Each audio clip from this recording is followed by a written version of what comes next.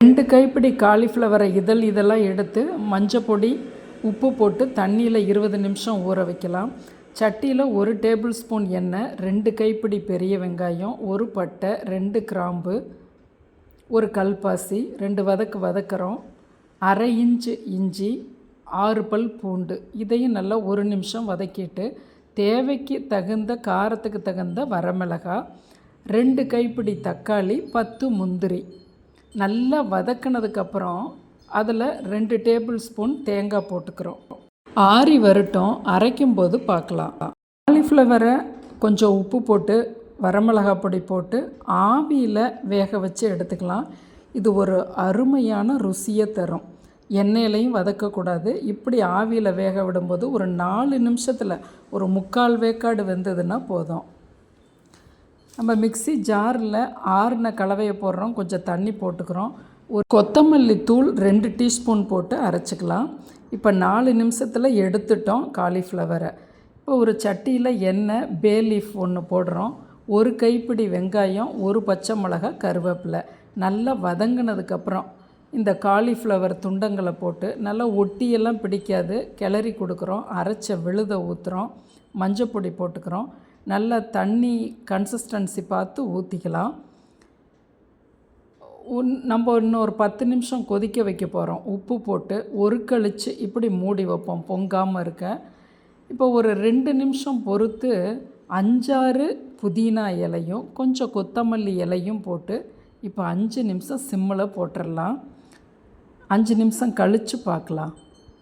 இப்போ 5 நிமிஷம் கழித்து பார்க்குறோம். இப்படி இருக்குது. இன்னும் ஆறினோன்னு இன்னும் கெட்டியாகும். இந்த கன்சிஸ்டன்சியிலே எடுத்துக்கலாம்.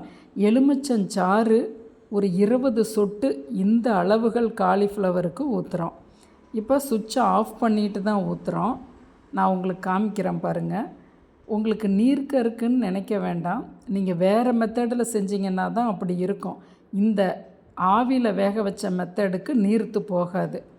இப்போ அப்படி இருந்தாலுமே கொஞ்சம் கசூரி மேதி இருந்தால் கண்டிப்பாக போடுங்க. அட்டகாசமான சுவையை தரும். 10 நிமிஷம் கப்புன்னு மூடி வச்சுருங்க. அப்புறம் சர்விங் பவுலுக்கு மாற்றிக்கலாம். பாருங்கள், அந்த தண்ணி விடலை பாருங்கள், க்ரீமியாக இருக்குது. அதுக்கு காரணம் நம்ம ஆவியில் காலிஃப்ளவரை வேக வச்சதால். இது ஒரு அட்டகாசமான சுவையை தருங்க. இந்த மெத்தடில் ஒவ்வொருவரும் நம்பியே செய்து பாருங்கள். டிப்ஸுக்கு போகலாம். ஒரு சில கிரேவி டிஃபனுக்கு மட்டும் நல்லாயிருக்கும், சிலது சாப்பாட்டுக்கு மட்டும் நல்லாயிருக்கும். ஆனால் இந்த காலிஃப்ளவர் கிரேவி இட்லி, தோசை, சப்பாத்தி அதோட சாதத்துக்கு பிசைஞ்சு சாப்பிட ரொம்ப அட்டகாசமாக இருக்கும். நீங்கள் ஒரு முறை கண்டிப்பாக இதை அப்ளை பண்ணி பாருங்கள். இதுதான் உங்களுக்கு மிகப்பெரிய டிப்ஸாக நான் இதில் கொடுக்க விரும்புகிறேன். இப்போ நம்ம எடுத்திருக்க அளவுகள் சப்பாத்தின்னா 6 சப்பாத்தி, தோசைன்னா 6 தோசை, சாதத்துக்கு பிசைஞ்சு சாப்பிட்றதுன்னா 4 நபர்கள் சாப்பிட்லாம். உங்களோட குடும்பத்துக்கு தகுந்தது, தேவைக்கு தகுந்தது போல் முன்ன பின்ன இதை சேர்த்துக்குங்க. வெங்காயம் தக்காளி நிறையாவும் தேங்காய் கம்மியாகவும் அதோட முந்திரி பருப்பு லைட்டான மசாலாக்கள் சேர்த்து அரைக்கும்போது இது சாதத்துக்கு ரொம்ப அட்டகாசமாக இருக்கும். அந்த சுவை ரொம்ப கூடுதலாக இருக்கும். நீங்கள் ஒரு முறை சாதத்துக்கு செய்து பாருங்கள்.